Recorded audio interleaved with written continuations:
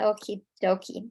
Well, thank you so much for being here. It's an honor to teach this 30-day class. I'm super excited because this will really have the potential to change your horse's life and to change your life and to change the relationship and the foundation of the relationship between you and your horse.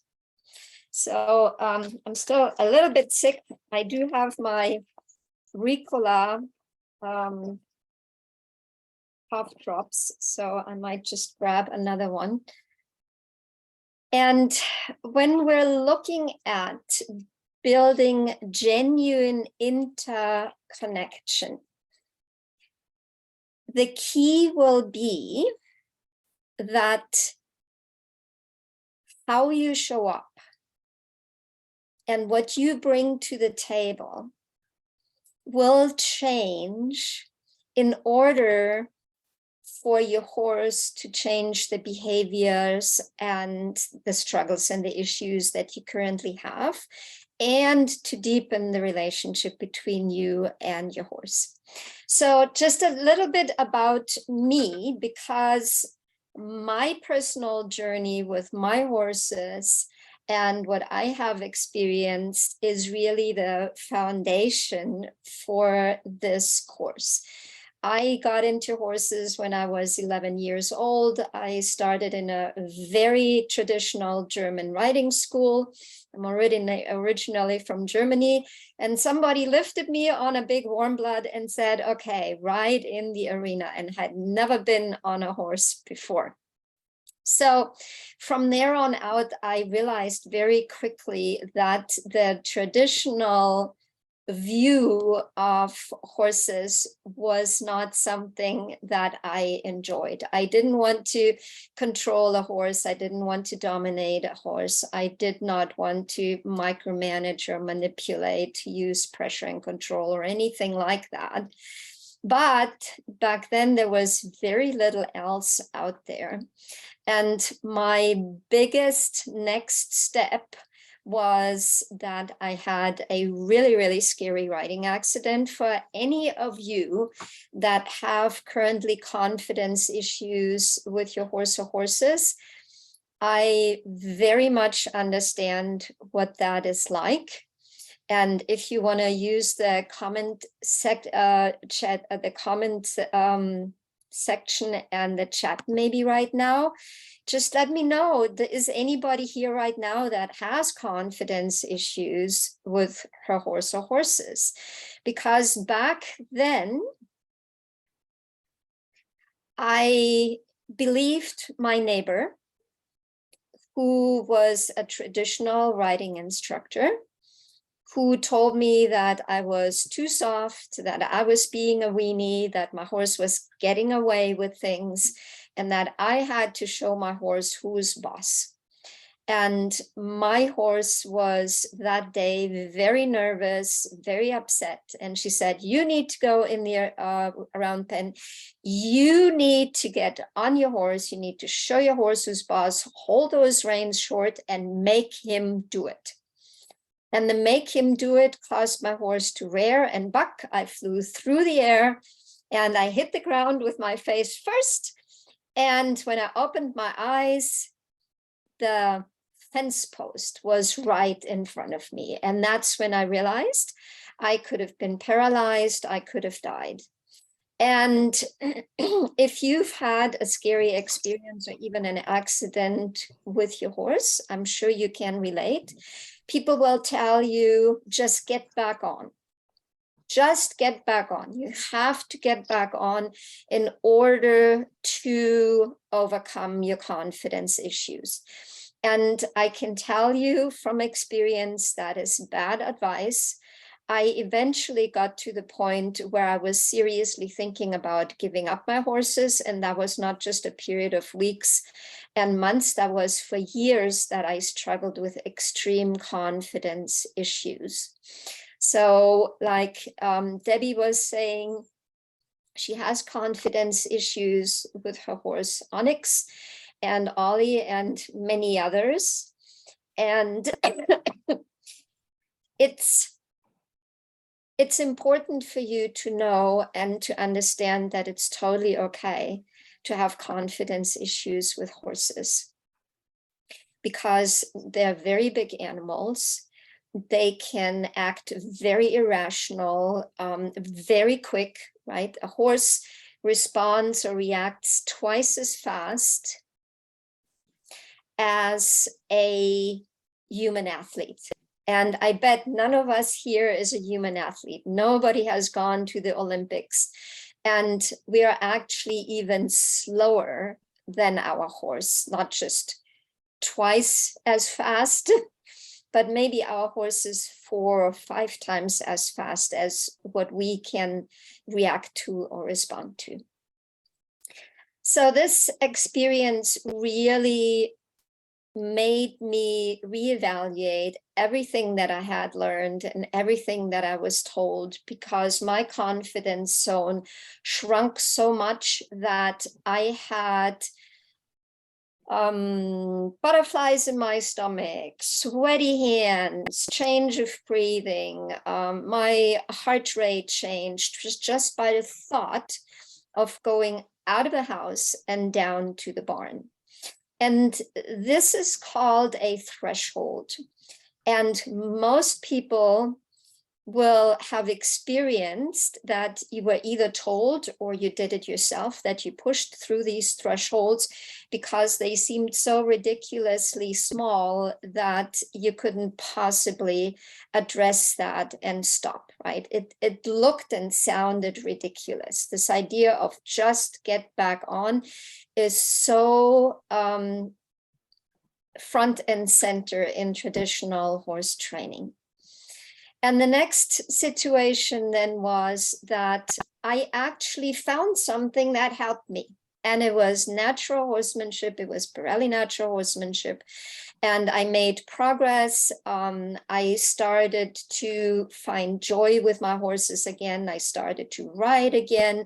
This idea to get off the split second I thought about it really, really appealed to me. And I loved it so much that I decided to become a certified Parelli instructor. And I was very successful. I was teaching Mark Weiler, the president of Parelli, on a daily basis. I had my horses at the Pagosa Springs Ranch. I was teaching at the ranch. I was going to tour stops. I was working at Parelli Central. I did auditions and I sent packages off during Christmas time, and I felt like a little elf, and I had a lot of fun and a lot of wonderful experiences until 2 things happened. I encountered a glass ceiling in my own personal horsemanship, and I started to see the same thing happening with my students. And the other thing was that the board of directors and the owners of the company did not live up to the principles that were taught in the program. And I really felt like between a rock and a hard place. And so my mom at that point had a brain aneurysm, and I spent a lot of time with my mom, basically 24/7. She never regained consciousness, but maybe you can relate, and you had an experience in your life where you thought, what have I done so far? And what do I want to do? And what have I never had the opportunity to do yet? And what needs to change in my life right now? And with my mom, slowly but surely passing on, I really thought about, what had my mom accomplished? What did she want to do? What was she never able to do? And how does that apply to my life? And some of you ladies might be in that thought process right now, right? Things are not really working the way we want them to work. And what do I need to change to get to where I want to go, right? We do that in our horsemanship, and we do it in our everyday life as well. And Cassie was saying, I have an unusual issue with confidence, and it is knowing the potential for horrible accidents from years of working with people who had unnecessary accidents. Ooh, this is a really good one, right? We've seen what could happen, and our brain makes a connection. Is a very, very good point. And Debbie said, I'm having the same experience, Petra. I lost my mom last fall, and Dam's mom is in memory care. I decided to retire from teaching and find my joy again. Yes, I can so relate. It took my mom 4 weeks to pass on, and then it took me 3 months to resign as a Pirelli instructor. It was very, very scary because I made very good money. And it was a very solid profession that I had. I had lots of students, lots of people knew me. I had my own blog, Petra's Pick, and I was very established as a Pirelli natural horsemanship instructor. And so I really kind of just jumped off the cliff and said, okay, I'm going to stop doing this. And I'm going to find out what I have to change in myself so that I can have the relationship with my horses the way I saw it, but I couldn't reach it. And Anne is just saying that's what I do. I think about what can happen. Yes, we do that, right? So part of it can be catastrophizing and that we're making things up. And some of it can be very valid concerns. And I always encourage my students to go with your intuition. If you have that nagging thought that something could happen with your horse, really, really pay attention to that. That I knew in that moment where I got on my horse, every fiber in my body told me it was a bad idea. Every fiber in my body said, don't do that, don't do that. But my neighbor was older. She was an established trainer.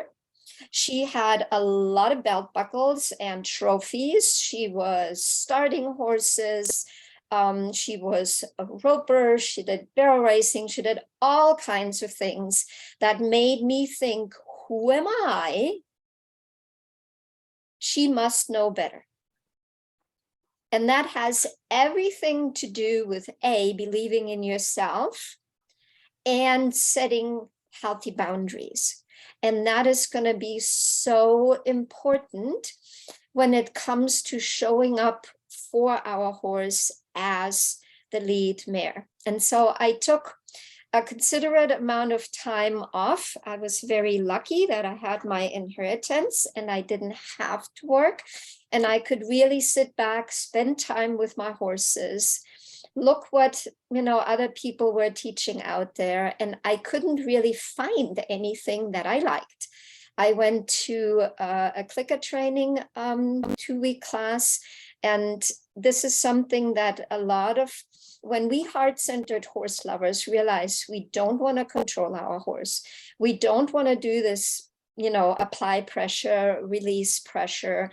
We don't want to micromanage our horse. We don't want to dominate our horse. We don't want to be mean, right? We don't want to feel like, oh, I'm doing things to my horse. It just doesn't feel good. The next thing is, hey, I'm going to use treats. That is so nice. My horse loves treats. There is nothing bad about that. And my experience with positive reinforcement training and with clicker training is that you're creating a connection with a treat, not with you. And we're thinking that just our presence is not enough. And we need to bring something else into the equation so that our horse wants to do what we would like to do. And that is a tricky thing and a slippery slope, because most horses for which treat-based training will work are also confident. And they're going to say, yeah, hand over the treat and nobody gets hurt. And they start to push on our boundaries that we already have trouble setting as heart-centered horse lovers. in general, we have trouble setting boundaries in our horsemanship as well as our personal life. And so then we have a horse that challenges us, and we still are not in the position where our horse sees us as the lead. Now we become, in my opinion, a Pez dispenser. And we're saying, you do this, and I give you that.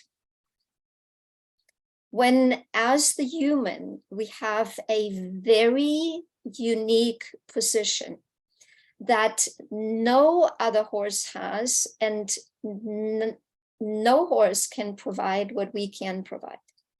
We can provide safety, security, and confidence for our horse. How we show up, what we do, what we ask, what environment we choose, all of that has a direct effect of what our horse is exposed to, and therefore how our horse responds and reacts. And this is really important to know, that whatever we bring to the table is what our horse will respond to. So if we're thinking right now, I have this issue with my horse, and I have this horse problem, and my horse is doing this, and we can't do that, then it really happens because how we show up, because none of these problems would exist for our horse if we wouldn't be part of the equation.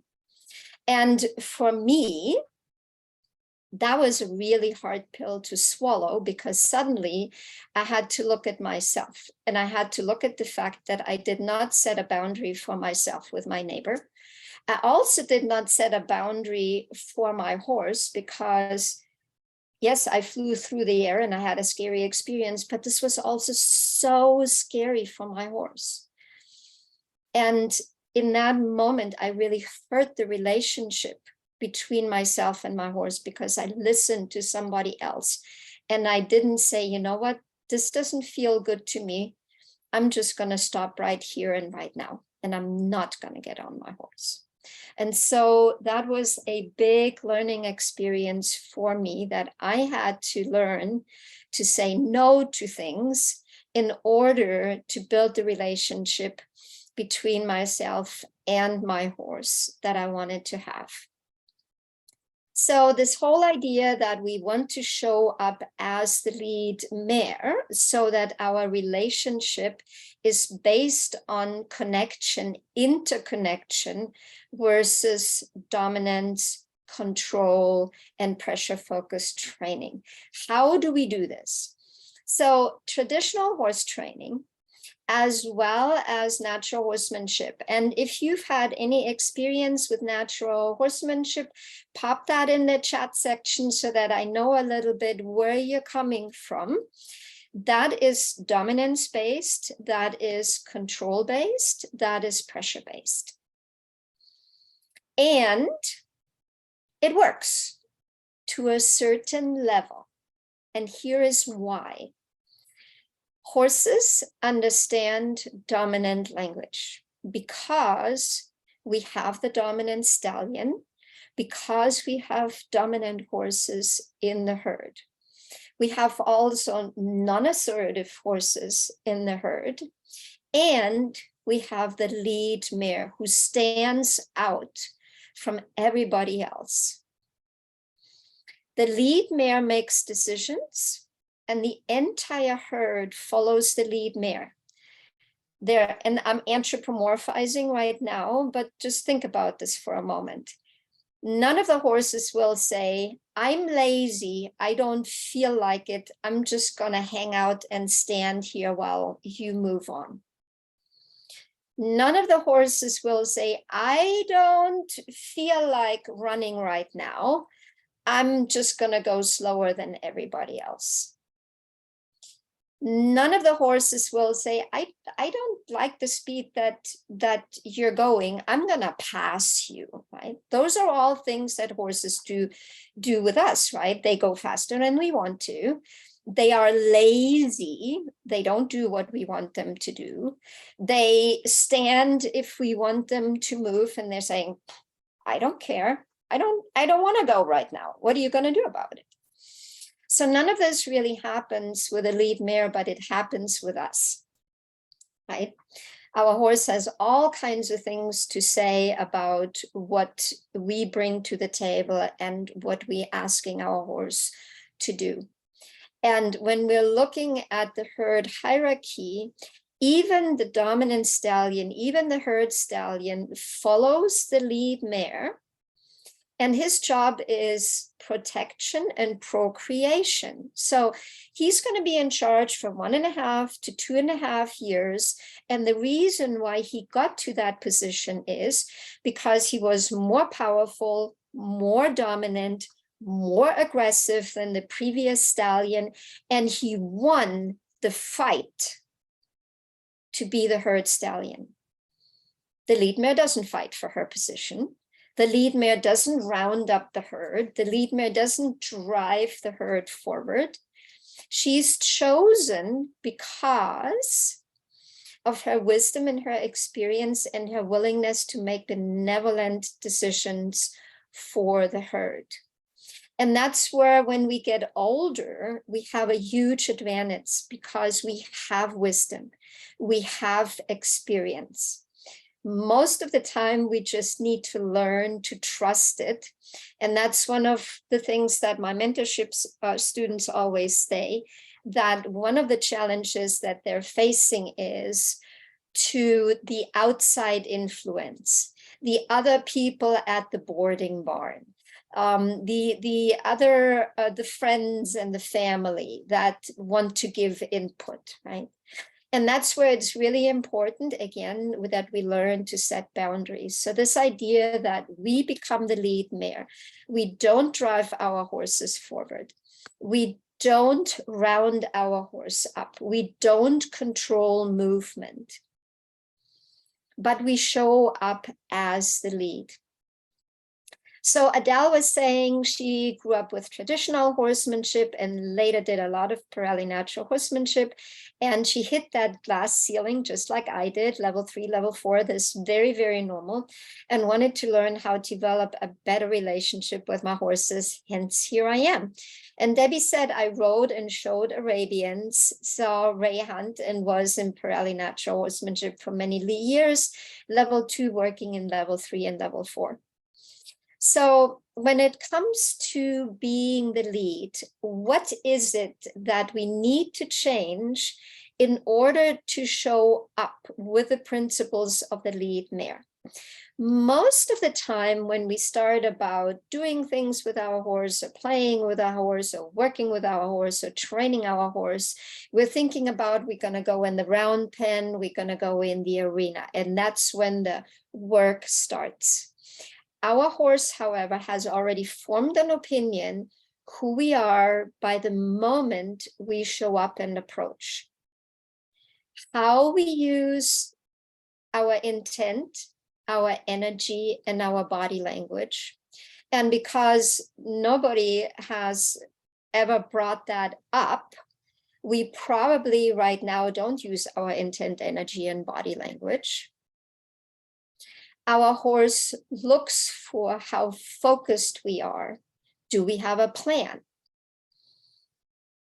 It is so important to be very clear in every interaction that we do with our horse. So a lot of times we approach our horse and we halter our horse and we get our horse, groomed and picked feet, and we're, maybe we even get our horse saddled, and then we become focused. And so we were not aware, we were not present, we were maybe thinking about what are we having for dinner, about the phone call that happened this morning that really upset us. And meanwhile, our horse is like, I have no clue what you're going, to do with me. I don't have any clarity. I feel something, but it doesn't seem like I'm included. And so things like that will really put our horse in self-preservation and self-protection. When we're not present, when we're not clear, when we don't have a clear focus, and when we go through the motions with our everyday task and we think we start working and training our horse in the round pen and the riding arena. So the first thing that I would like for you ladies to practice until tomorrow are these ideas that we use our intent, energy, and body language, that we're very clear about our focus, and that we have a plan.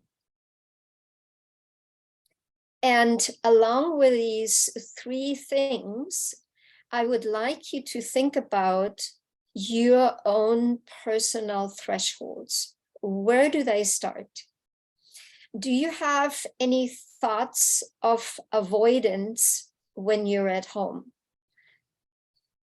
Do you maybe have a change of breathing or heart rate when you go down to the barn? Does maybe, some butterflies show up when you open the paddock gate or the stall door? Anne was talking about that, the idea, and Cassie was saying the same thing, the idea of what could happen, right? I could fall off. I could break my leg. I could break my neck. So those are all possibilities, right? And we've been told that horses are dangerous, that they cannot be trusted, that accidents are normal, and that sooner or later you're going to fall off, and that's just how it is. And I don't believe that for one split second if we focus on interconnection. This is very true if we engage in control and dominance and pressure-based training, because our horse is in self-preservation and self-protection and does not look for us as the lead to provide safety, security, and confidence. But when we become the lead, when we create interconnection, when our horse starts to look for us for guidance, when this bunny jumps out of the bush, or the neighbor's dog runs around the corner and barks, or the plastic bag flies through the air, when our horse says, wait a moment, what are we going to do here? And they don't feel the need to just react. And that's what we can achieve with building interconnection. And that's what we can achieve when we follow the LEADmare principles. So from today until tomorrow, you're going to think about, do I have any thresholds right now? Where are they? You might be totally fine on the ground, absolutely zero problem. And the split second you think about putting your foot in the stirrup, something changes. Or you're totally fine riding the arena and you're totally fine riding at home. But when you go out on the trail, it's like, oh, my horse is a little bit nervous. And now my butterflies start to show up as well, right? Debbie was saying, sometimes I have butterflies or worry when I clean Onyx's stall. He does not move out of the way. He once jumped on my back when he first came here 2 years ago. So I always wonder if he is going to behave. I tend to wait until he has food to distract him. It's a very, very good input and sharing of awareness, right? Because we need to be aware of what's happening. We need to be aware of those thresholds. So when we had a poor experience of our horse not honoring our personal space and maybe knocking us over, or I had a friend of mine, she got trampled by 4 horses. She had 4 buckets, and the horses came running in from the pasture and they knocked her over to get to the buckets. And for the longest time, every time a horse that came from behind was a concern for her. So this has everything to do with our personal space and with boundaries, which we will talk about tomorrow. Today, we're just going to kind of take inventory. We're going to take inventory of your personal thresholds. We're not going to look at our horse yet. This is the first week. I call this spa week, right? It's all about us. And my friend Gelly always, she's a family therapist, she always says, why do you call that spa week? People usually don't want to look at themselves. Consider it the spa week because you're doing something for yourself, because you are valuing yourself and you made an investment in yourself. You made a financial investment, you're making a time investment, you're making an investment with your efforts. And that's why I call it Spa Week, because something really beautiful will come out of it when we just take a moment and we allow ourselves to take inventory, right? That idea of the awareness of looking for those thresholds. Now, what happens when we look for thresholds or something in general that is about us, sometimes feelings come up, right? Oh, I've never done this correctly. And here we go again. I know I won't be able to do this. And I already know I'm not enough for my horse. And this is gonna, just go down the drain. And we're gonna go down that rabbit hole of coming up with all kinds of negative feelings.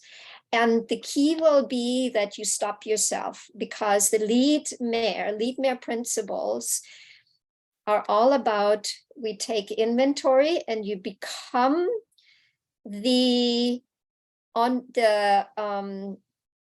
engineer, the archetype of the engineer. My parents had a car dealership. Once a year, we counted all the screws, all the parts, all the cars, yada, yada, yada. And there were no feelings attached to it. You just counted the screws and you counted the fenders and you counted the water pumps and so on and so on. So think about that. You're just taking inventory about your potential thresholds. Write them down, become very clear when they show up, because tomorrow we're going to work with them, right? So tomorrow you're going to bring that homework with you. And the other thing that I would like for you to consider is your intent, your energy, and your body language. We have to become aware of our thoughts, and that our thoughts are in direct correlation to our actions, and that our actions form patterns and habits. And that then forms our character and who we are. And some of the habits and patterns that we have right now are wonderful. They're very helpful. They help us to function. They help us to cope. And some of those patterns and habits that we have are actually holding us back.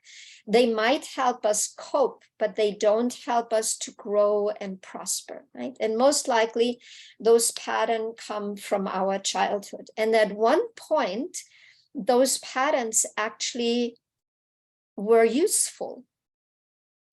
I had a friend of mine, she had a very, very difficult childhood, and she regularly was hiding in the closet to not be exposed to her very abusive dad. And as she grew older, the house became the closet, and she didn't want to go outside anymore. And her husband went shopping. And so at one point, as terrible as the situation is, she kept herself safe by hiding. But now, as an adult, her confidence zone has shrunk to the house.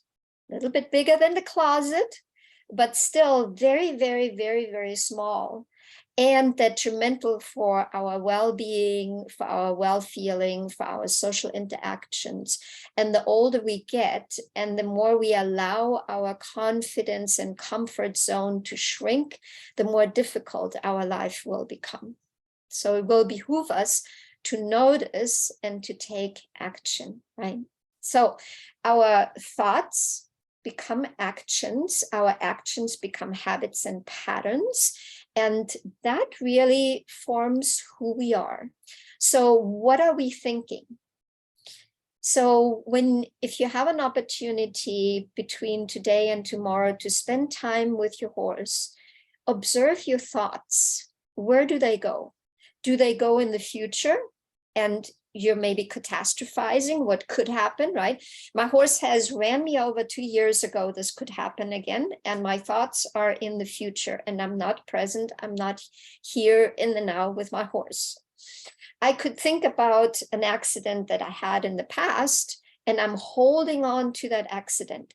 20 years ago in my case, right, it's 20 years ago, I fell off. I could fall off again, right? Again, we're not present. So become aware of your thoughts, of your intent, and how good you are to stay present with your horse. Because when it comes to the way of how we communicate as a lead mare with our horse is intent, energy, body language.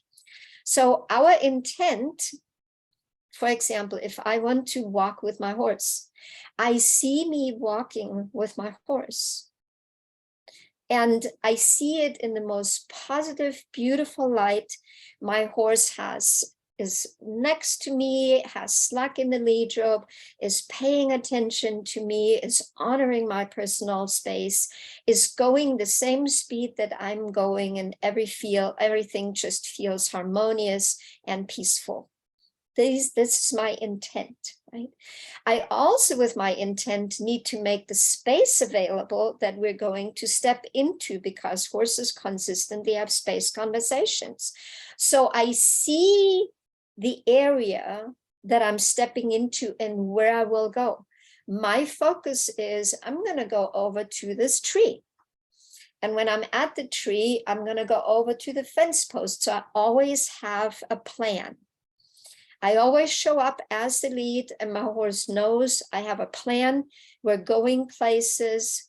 There is a roadmap that we're following that is bringing the clarity and the certainty that my horse wants to have in order to feel safe, secure, and confident with me. So you can literally practice that. If you go shopping between today and tomorrow, think about your intent. Yeah, I can either, run through the grocery store. Oh my goodness, I forgot the chicken. I have to run over to the meat section. Oh my goodness, I just forgot the broccoli, right? I can run like a chicken with a head cut off through Safeway, or I can have a plan. I'm going to go to the meat section. I'm going to go to the fruit section. I'm going to go to the vegetable. I'm going to go to the frozen section. And you can literally practice your intent, your focus. You can practice your energy, because when we're walking, right, we have walk energy. If you're going faster than a walk, then you're going to have a trot energy. If you go faster than a trot, then you have a canter energy. And I've been known to run through the grocery store and I have people literally saying, wow, you're really on a mission. And I'm like, yeah, you bet I am. I'm in the grocery store. I do everything I need to do and I'm out of there. So your energy, feel the energy that it takes your body to move and a walk around. What kind of walk do you choose?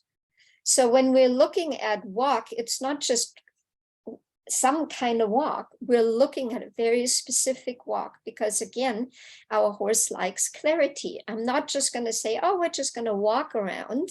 I'm going to be very clear. It's going to be a slow or a medium or a fast walk, because when I canter with my horse, the last thing that I want is that my horse wants to canter faster than I am. But if I don't set the rule and the boundary at the walk that I choose the speed within the gate, what are the chances that my horse is going to do that when we canter? So your intent, your energy, your body language. When I'm going to walk around and my shoulders are hanging down and I'm looking right in front of me, I'm not making any space available, right? Because I'm just looking at the space right in front of me. But what else is happening? My energy is low. My body language looks defeated. I definitely don't look like I have a plan and a focus because I'm just kind of moseying around. So when I bring my upper body and I open my upper body up, and I look in the direction that I'm going, and I have a plan, again, that brings certainty and clarity for my horse. And again, you can practice that going to the grocery store. We want to practice that away from our horse so we have it available with our horse. So homework, think about your thresholds, write down if you have any, when they show up, and play with your intent, energy, and body language. And the idea that you have to be present, that you have to have focus, and that you need to have a plan, and for your horse to have certainty and clarity. And with the certainty and the clarity and the consistency that you're bringing, you can bring the safety and the security and the confidence into your horse's life, because they will not feel the need that they have to take care of themselves and stay in self-preservation and self-protection.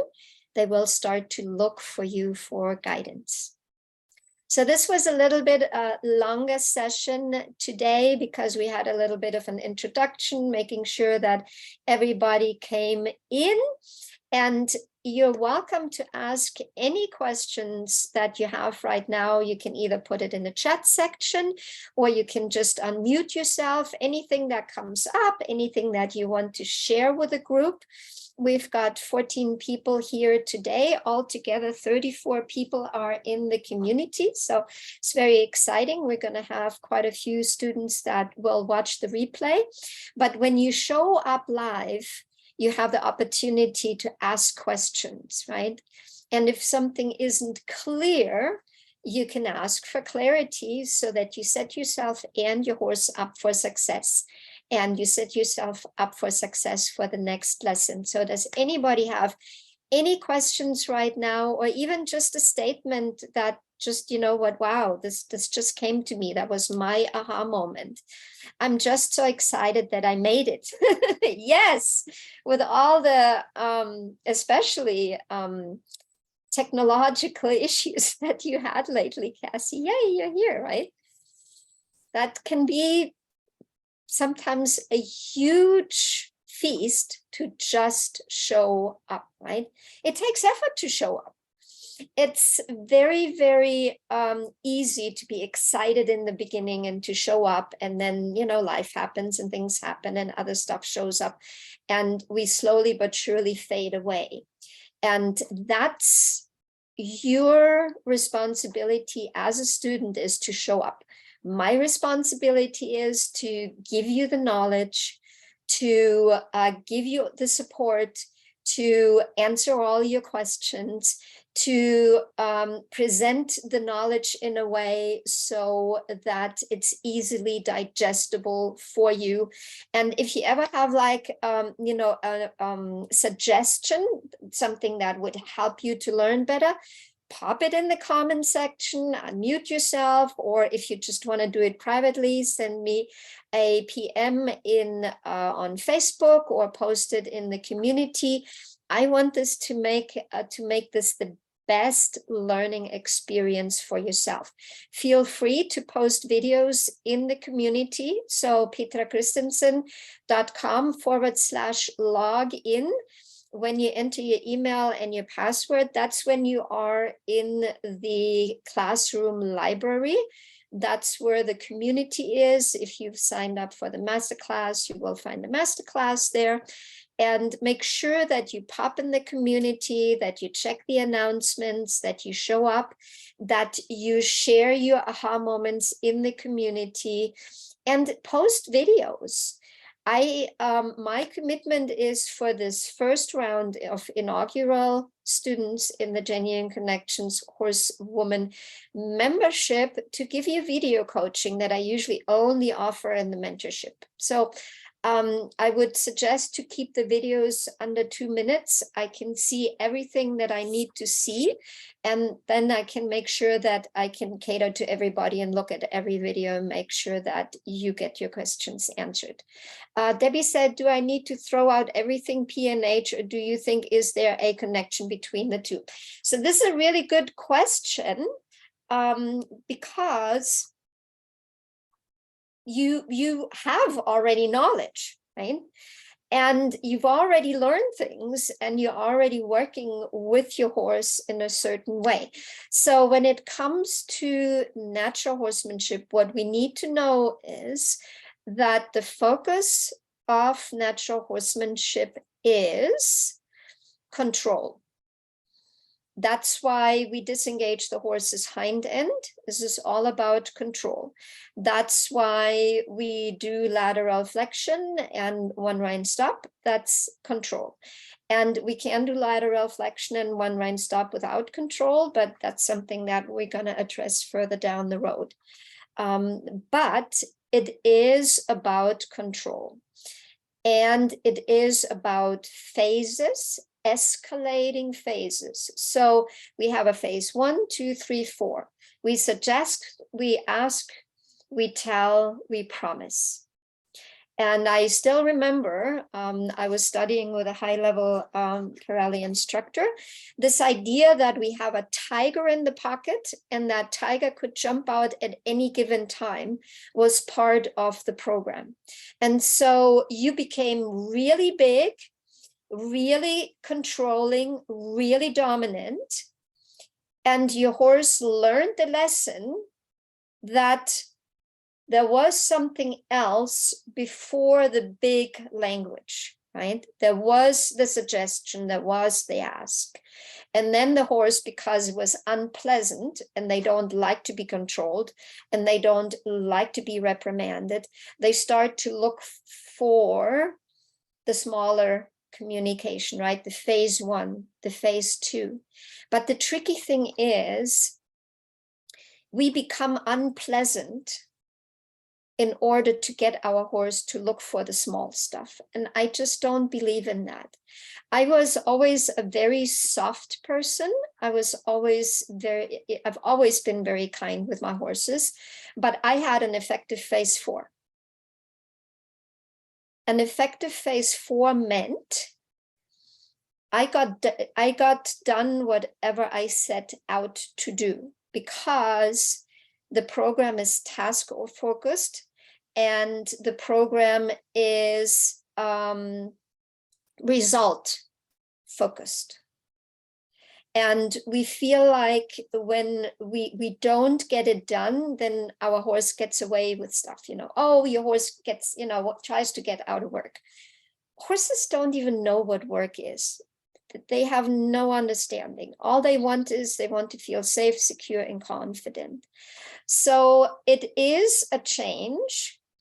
It is a different mindset, because I set out with a vision. And that vision is my guiding light. But I'm never going to make things happen, because I always look at my horse's response, right? So tomorrow we're going to talk about boundaries. And then on Tuesday, we're going to talk about our horse's thresholds, because nobody talks about mini and micro thresholds in the horse. And that's what's holding you back. That's what's causes the glass ceiling, that causes the horse to stay in self-preservation and self-protection, that causes the horse to have residual tension. And when we have various levels of brace, tension, stress, worry, anxiety, and even fear, then we have either no relaxation or missing relaxation. And then we have a horse that's not safe, because the horse is in self-preservation and self-protection. So a lot of the things that we do in natural horsemanship, for example, desensitization. I don't desensitize my horses at all. Who wants to have a desensitized horse? I want to have a sensitive horse. I want to have a horse that responds to 100 grams. I want to have a horse that responds to 3 ounces and never ever more. So I habituate my horses to potentially scary experiences by becoming the center of their own universe. Calm, harmony, peace, love, understanding, that's happening in my presence. That's that unique position that I have as the human that, you know, unless something crazy happens, right, and we have an airplane exploding above us, we can, to a large extent, control the environment and what we ask our horse to do, where we go, and how we respond to what our horse has to say. And that's that beautiful, unique opportunity where you will be enough for your horse, where you will help your horse to find safety and security and confidence with you, and therefore you can feel safe, secure, and confident. So Cassie was saying, I also have a Pirelli natural horsemanship background, and what helps me with all my horses being used to that is to only think of it as our language, but what I say with it is in the Petra voice. You will see that you will have a tendency to go back to the control and to the pressure and the dominance, because it's so ingrained in us, because traditional horse training is about it, natural horsemanship is about it. And so we have it in us because we have learned it, right? I was editing footage, a friend of mine in Tucson, bless her heart, she allowed me to film her and her horse and talk about those things that most people do that are really detrimental for our horse and our relationship, right? And it's about haltering and leading and allowing the horse to become dull, allowing the horse to pull on us, allowing the horse to push on us, allowing the horse to snatch grass, and not really having a solution because we literally don't have the strength to pull the head up, but it's not about pulling the head up, right? And so there are many things that you've learned in the past that you will look at and you will say, oh, okay, now I know why this actually really didn't work for me.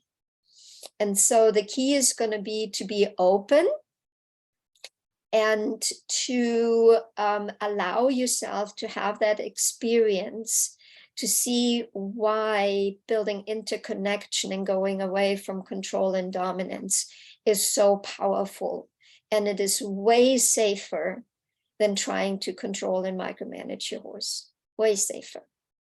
For me, horsemanship is like going to the mailbox. Can I stumble and break my leg going to the mailbox? Of course I can, right? Of course that could happen, but what are the chances? And that's how it should be with our horse. Is there a potential to get hurt? Yes, there's a potential to get hurt. The other day, yesterday, I didn't measure my step going up on my concrete porch, and I face planted and I completely mutilated my knee, right? Can that happen? Absolutely. What are the chances, right? And that's how our horsemanship or our horsewomanship needs to be.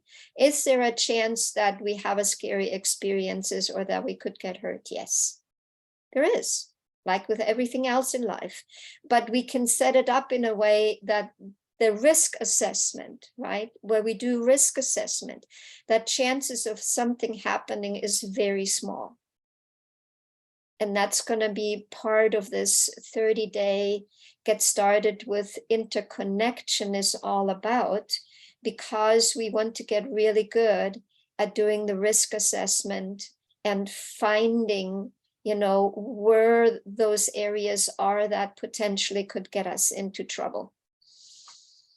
And it's really exciting to look for those, because when we solve these issues for our horse and ourselves, we're also making an exponentially big deposits in our relationship bank account.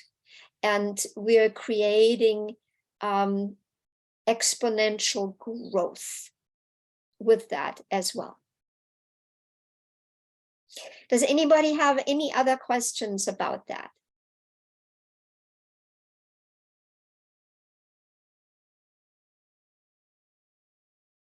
Okay, well, good. If you have questions, because sometimes we need to percolate, right? And I'm like, oh, I can't believe I didn't ask that when I had the chance. Don't worry about it.